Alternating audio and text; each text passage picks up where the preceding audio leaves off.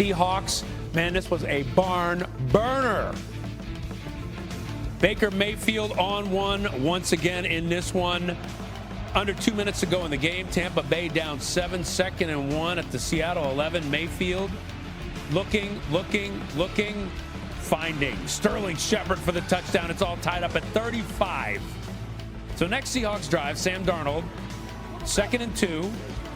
The pass picked off by Levante David. Levante David, year after year, just keeps getting it done, Coach. Yes, he's a veteran guy.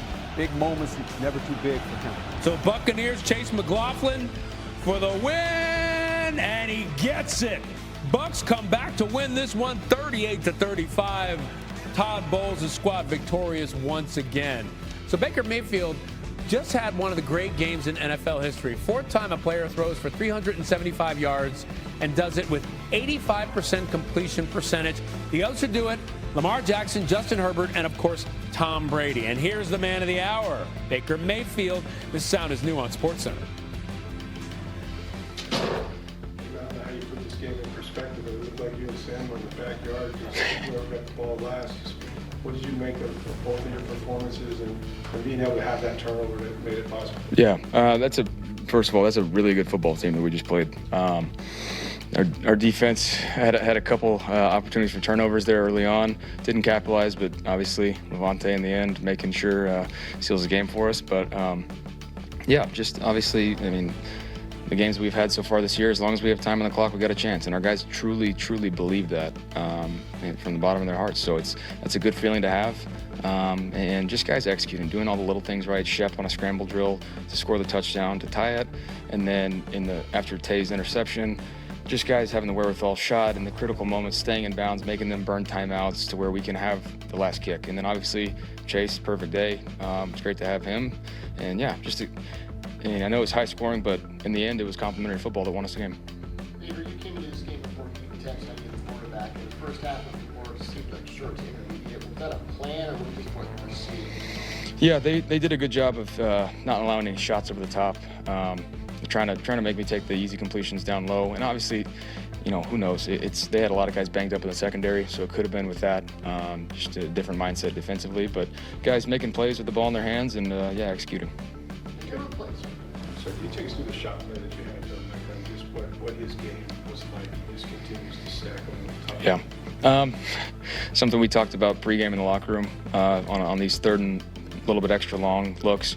They have a certain coverage of, hey, if they run it, take the top off because the corner's expecting help, and he did just that. So obviously protection was unbelievable on that. I'm able to probably triple hitch it. I don't know what it was. Got to get in the weight room though, so he can run under it into the end zone. But yeah, just Mech being able to, just a smart football player, taking things that we talk about in the locker room before and take it to the game field and being able to react and do it well. Did you see that stutter when he put on Josh Jones? It's pretty nice. It's pretty nice. Ted Johnson stepped up for you today. He hasn't played a lot. Yeah. His first catch last week. What does it say about him? He's playing really well right now. He's playing fast. Fast players need to play fast, and that means he's confident, and he did just that today. Made a couple great catches, and then obviously after the catch, he had some guys on skates. So he's fun to watch. Obviously, I love it when he gets down and doesn't get smoked. He did a good job of that.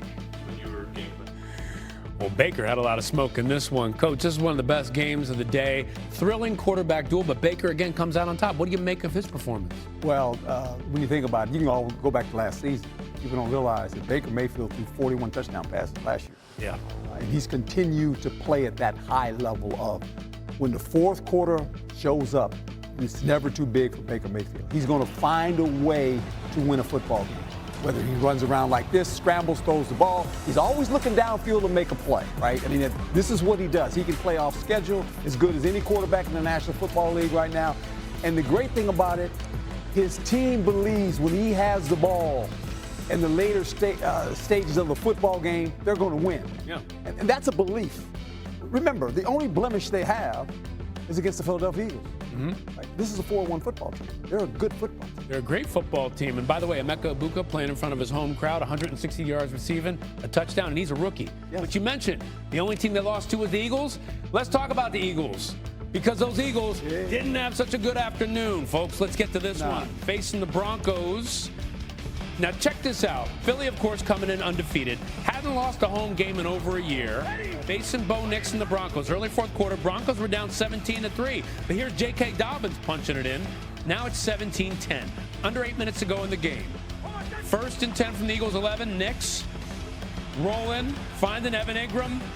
Tackle touchdown. Bad tackle. Oof. Sean Payton decides to go for it. Going for 2. Troy Franklin getting it done.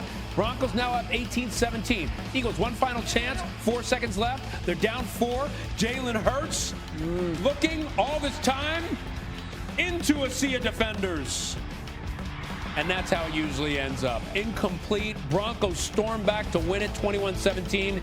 The Eagles get dealt their first loss of the season. And, Coach, I got to say this. You and I have been talking about the Eagles every single week. You've been ringing the warning bell for weeks about this team. What is the matter with Philadelphia? At times, Bucs playing complementary football. One side might play well, the other side kind of, and then they're sporadic. And they've won games, and every time they win, we go, well, they won another one. It finally caught up to them. This might be a warning to them now.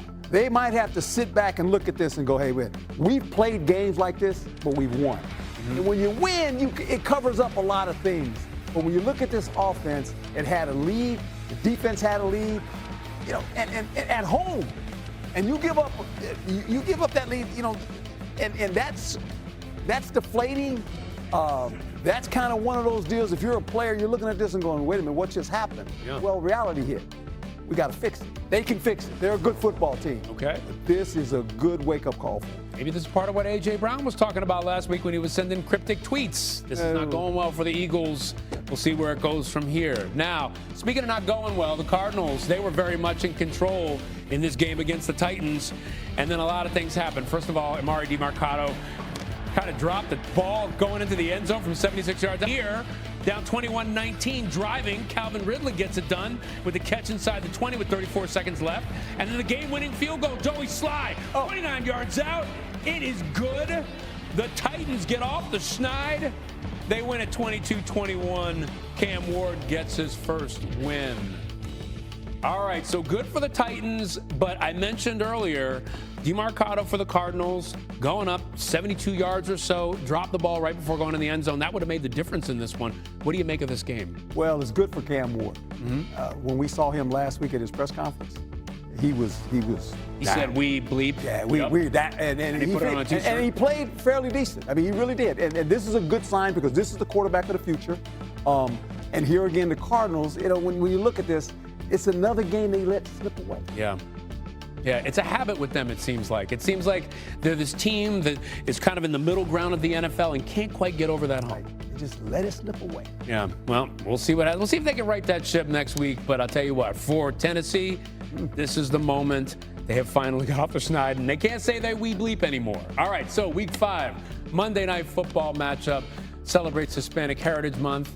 It has Patrick Mahomes and the Chiefs in Jacksonville taking on Trevor Lawrence and the Jaguars.